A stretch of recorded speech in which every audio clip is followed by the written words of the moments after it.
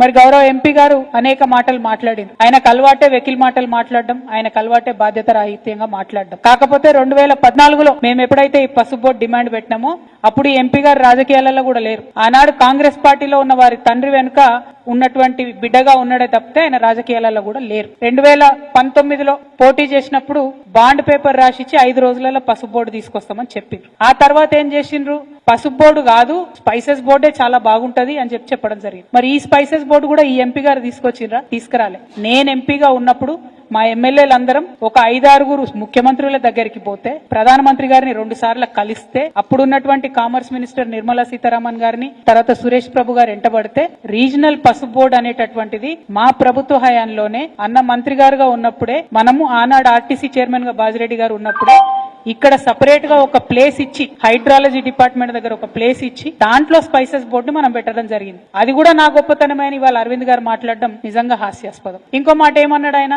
Spices board Benz car లాంటిది, పసుపు board ambassador car లాంటిది. నేను ఆనాడు అంబాసిడర్ కార్ కోసం బాండ్ పేపర్ రాసిచ్చిన, కానీ మోడీ గారు నాకు బెంజ్ కార్ ఇచ్చిండు ఆయన. కాబట్టి నిజామాబాద్ జిల్లా ప్రజలందరూ కూడా ఆనందంతో ఉత్సవాలు చేసుకోవాలని ఆనాడు చెప్పారు. మరి అలా పసుపు బోర్డు ఎందుకు ఇచ్చినట్టు? ఒకవేళ ఆల్రెడీ బెంజ్ కార్ ఉంటే మళ్ళీ అంబాసిడర్ కార్ ఎందుకు ఇచ్చినట్టు? అంటే ఈ వైరుధ్యం ఏంది? మీరు మాట్లాడే మాటలలో అన్ని వీడియో రికార్డ్స్ ఉన్నాయి. ఇవాళ రేపు నేను మాట్లాడలే మీరు తొండి అంటున్నారని కూడా లేదు.